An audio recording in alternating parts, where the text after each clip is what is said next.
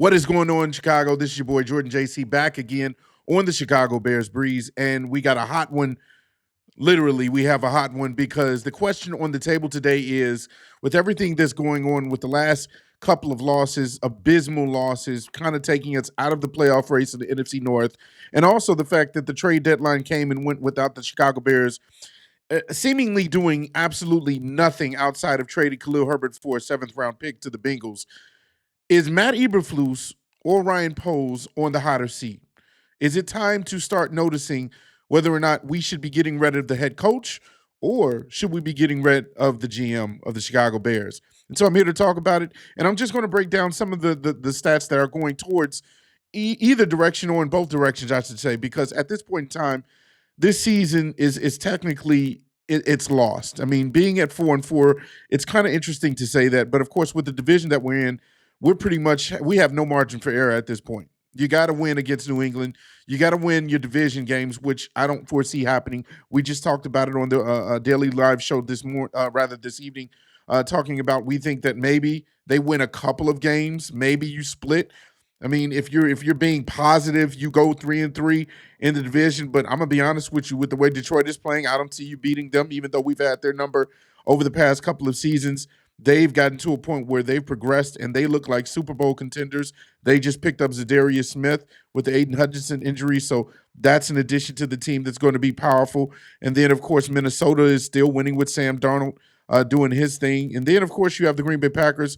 They allow you at times to kind of give the game away. Jordan Love is susceptible to interceptions, but I mean, overall, do you really see the Bears beating any of these teams handily? I think it's going to be a dogfight each and every game, or the Bears are just going to get blown out because I think that everybody is starting to pin their ears back and know that, hey, if you just kind of put some pressure and attack with more people than they have on the offensive line, meaning engaging eight and blitz packages all over the place, safety blitzes, then every team is going to be doing that.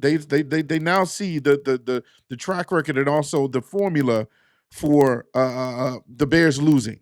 And so now the question is this on Ryan Poles? Is this on Matt Eberflus? Well, let's go over Matt Eberflus first because you already know how I felt about it. I've made it very clear that I think that he shouldn't even have a job at this point. I think that he should have gotten fired this past Monday, especially with how things went.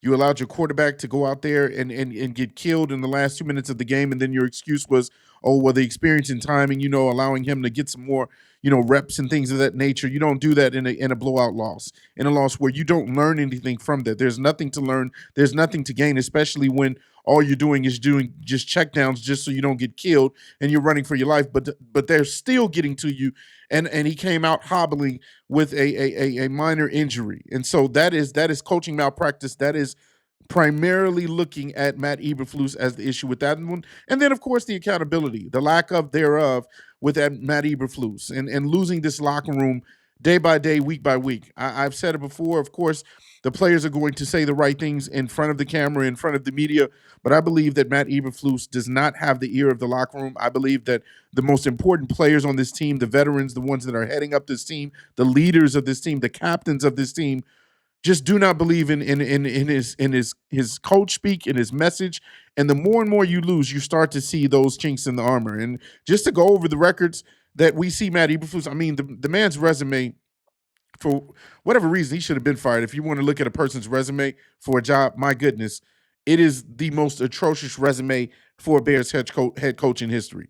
We're talking about a 0-17 record on the road on Sunday. Oh, by the way, excuse me. Oh, by the way, the Bears play on Sunday. Football is played on Sunday. so he's trash on Sunday most times. 3-18 on the road overall. 2-10 versus his own division in the NFC North, which is obviously bad. 4 collapsing losses with a 92+% chance of winning in the fourth quarter. So not only will he not win you games, but he'll also make sure that the games that you should win, that you lose historically.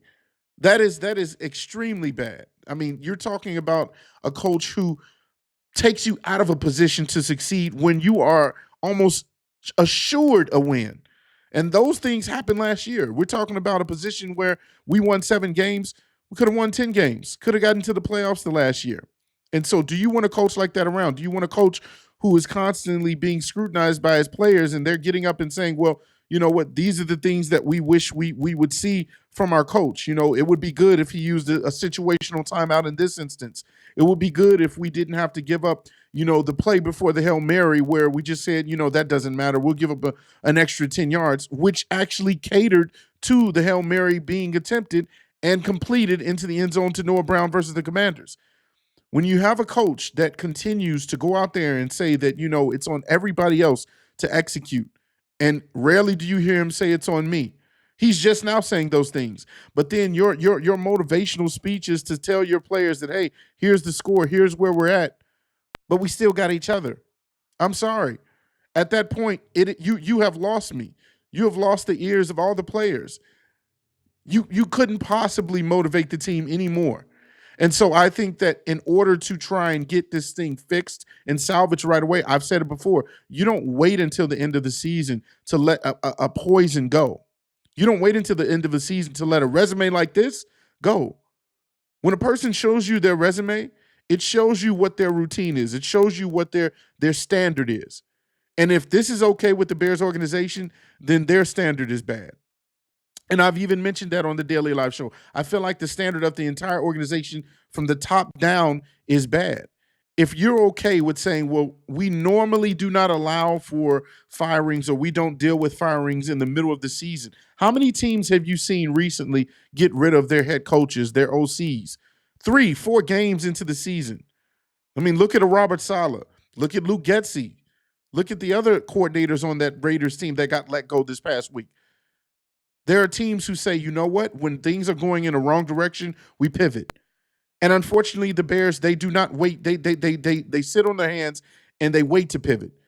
Because apparently that as Pat has said many times, it's almost as if it's a badge of honor to say, you know, we want to make sure that we trust the process and that we just wait until the end of the season to take care of all these matters and then move forward and evaluate whether or not Matt Eberflus is going to stay or go. You know why I have a problem with that? Because if you're telling me that if there's a slight chance, if there's an inkling of hope for Matt Eberflus to keep his job, there's a problem with this organization. If you're telling me that the next nine games that you need to evaluate him more to see if he's going to keep his job, that's a problem for me. You should already know, yeah, we're going to get this guy out of here. It should be just a matter of time. And when I say matter of time, I mean matter of days. It shouldn't be weeks. It shouldn't be the end of the season. It shouldn't be the off season. You need to cut this off at the head now. Because again, the players are involved. Their mentality, their comfort, the chemistry of this team is involved. The success of this season is still involved. Mathematically, you're not out of the playoffs. So then are you playing for a coach that you really don't want to play for the next 9 games? What does that say? So, again, when it comes to that, I think Matt Eberflus is definitely on the hot seat. That seat is burning. I think it already burned up. I believe that Matt Eberflus should have been fired this past week. But, of course, this is not the only person that we need to kind of pinpoint. We've given so much praise to GM Ryan Poles for the off seasons and the many decisions that he has gotten right. The fleecing of the Carolina Panthers is probably one of the better trades and better fleecings in the entire history of the NFL. But we don't want to have rose-colored glasses when it comes to that. We don't want to be blind to the other things that have just gone completely wrong. The hiring, or rather the signing of Nate Davis, bad. The miss on Chase Claypool, even though he clearly showed what kind of talent he was in his rookie year with Ben Roethlisberger, that was a horrible move. Bad chemistry, bad locker room presence, bad work ethic, bad player. You gave up a second rounder for that.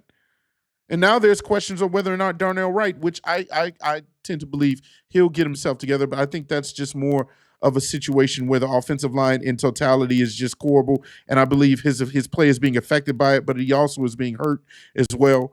I believe Darnell Wright was a hit as far as a first-round draft pick, but he's still not playing really as well as we thought he would. And so Darnell Wright is a question mark as of right now. And so all of these different things are putting him in the spotlight. And so is Ryan Poles right there with Matt Eberflus? Is Kevin Warren saying, hey, I'm trying to build a winner to go into Arlington or wherever we're going to build this new stadium. I want to make sure I have winners on this team. And that doesn't just mean on the field. That doesn't just mean the coaches. That means also the person picking the coaches, picking the players, picking the draftees, making sure that they're making the right decisions. I want a winning organization, a winning culture. Are you part of that, Ryan Poles? You need to hold everyone accountable at this point. And I think Ryan Poles is right there with them. And here's the track record for Ryan Poles. I mean, we can't really give him, again, like I said, all of the positives, but also looking at the negatives as well during his tenure here. Defensive coach Alan Williams resigned. We know what that was about. Running backs coach David Walker in the same year fired because of issues in the building. Luke Getsy fired twice in 1 year by two organizations. Obviously, the Bears fired him first and retained Matt Eberflus last year. But now, as you saw, he got let go by the Raiders organization. And so that right there shows you just the bad decision in bringing him along. Shane Waldron, arguably the worst offensive coordinator in the NFL right now. You thought you had a hit on that because of the resurgence of Geno Smith, but then you got guys like Jackson Smith and Jigma saying good luck. And look at the way that they're humming still in Seattle. And so was that a result of Shane Waldron leaving? Was Shane Waldron really the innovator that we saw and we thought to believe because we thought that he revived Geno Smith's career? Or was that just a mirage? Did we get that right? Then, of course, head coach Matt Eberflus is on Ryan Poles' list because he retained him. He chose to keep Matt Eberflus last year when you could have gone in a different direction, when you had people like Ben Johnson wanting the head coaching job in Chicago. You had other options. You had many other options that have way better resumes, way better track records of winning on different levels. And yet you kept Matt Eberflus, who hasn't won any games again on Sunday, away games, in 2.5 years. Under Poles, the Chicago Bears have finished in last place in the NFC North 2022, 2023, and they're currently last in 2024. And it's looking like if there is just not some miracle that happens with us facing our division and honestly going 6-0 or 5-1, we're going to be last this year. Under Poles, they have the worst first half team offensively in the NFL with the staff Ryan Poles hired and the roster he hand constructed. And so it's to believe that anyone else who has performed like this in the last 3 years would tend to be on the hot seat or be fired. And so the question is, again, as much as we praise Ryan Poles for the many decisions he has gotten right, are we still now criticizing him, especially recently now, for sitting on his hands? We talked about the many names that we could have gotten to, at the very least, aid in the development of Caleb Williams, right? Main thing is you need protection. This guy is running for his life. You saw it last game in Arizona. Running for his life, his dear life, and making magic, making time out of nothing, and still not being able to pass the ball right. And so you went into this trade deadline saying, you know what? I'm going to give up Khalil Herbert for a 7th-round pick. I'm going to stand on my picks. Now, I don't know if this is a strategy where he's saying, you know what? If I'm going to go out, if this is my proof, prove it or not, a situation here where this is my last chance to say, you know what?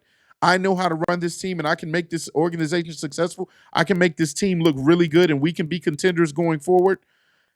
Then maybe there's a reason why he kept all of his draft picks. I'm not knocking that strategy. Maybe there's a reason why he stood pat.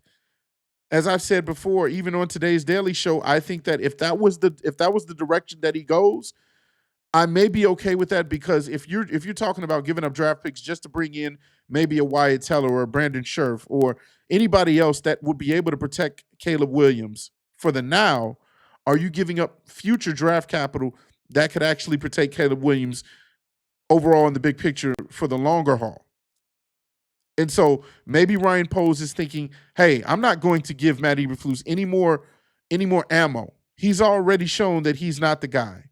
And so I'm not going to assist in making this team look any better when we still have so many patches and things to kind of Band-Aid and cure for these next 9 weeks. And so that could be the direction. But then there's others that are saying, you know what? I don't like the fact that he stood pat. I don't like the fact that Ryan Poles didn't go out and get those names that we've been talking about for the past few weeks. They've been out there. I don't like the fact that Connor Williams was out there and for the taking, and now he's one of the better centers in the league, now that he's healthy.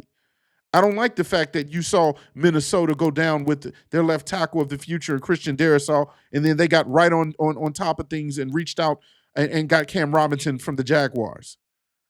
I don't like the fact that the Detroit Lions acquired Zadarius Smith, despite all the rumors about them going after the big fiction, Max Crosby and Myles Garrett, and yet they still addressed a need in your division. And so you're seeing the teams in your division address things that are needed. Why didn't you? And so there's that angle as well. Is hey, you sat still. You just let a running back go. You were a seller rather than a buyer as well. And so I don't know how things will shape up for the rest of this season. This is clearly a crossroads at this point in this season, and we're going to see what happens going forward. I will say this. I'm more so going to pinpoint Matt Eberflus at this point. I'm going to say that he is on the hotter seat because I believe the past 2 games should have gotten him fired this week. But, of course, the way Bears do business, that's not probably going to happen. I do believe that if they lose this game against the Patriots, you really have a reason to fire Matt Eberflus because these last 3 games should have been the games to get you in a position to be 7-3 at the most, and going into your division games, going into that Green Bay matchup, saying, you know what, it's time to ball out. Or rather, I should say 7-2, and saying, you know what, it's time to ball out. But that's not what they did. And so I'm pinpointing Matt Eberflus as the guy who has the hotter seat at this point. But Ryan Poles, you're right behind him. You are right behind him. You have done nothing. And so we'll see if Caleb Williams survives this rookie year. You did nothing to protect your future investment. The guy you picked, you did absolutely nothing. And so maybe you're a genius by saying you're holding on to all your picks and you'll address everything and we'll look really good next year. Or this is going to crash and burn and Caleb Williams eventually will get injured. And we're talking about Ryan Poles right there with Matt Eberflus as needing to be let go and looking for a new regime, as usual, for the Chicago Bears organization. But want to get you guys' thoughts on that, see how you feel. Who do you think is on the hotter seat? Do you think Matt Eberflus has a chance to revive himself in these last 9 games? Do you think that he should have been fired? Do you think he will still be fired before the end of the season? It's not like the Bears, but hey, maybe something miraculous will happen because, again, you know where I stand with that. Or do you feel like Ryan Poles is even on a hotter seat because, hey, you picked this guy. You retained the head coach. You also brought in certain picks that didn't hit. You also stood on your on business by not giving any of your draft picks or anything away. You were a seller at the deadline rather than a buyer to try and make sure that your quarterback continues to develop in the right direction and get some protection. And so, hey, which one do you think is on the hot seat more at this point? Obviously, I'll be down there with you in the comment section. And as always, if you like this video, show some class. Comment, like, and subscribe. Share this video with others. I'll see you guys in the next Bears Breeze.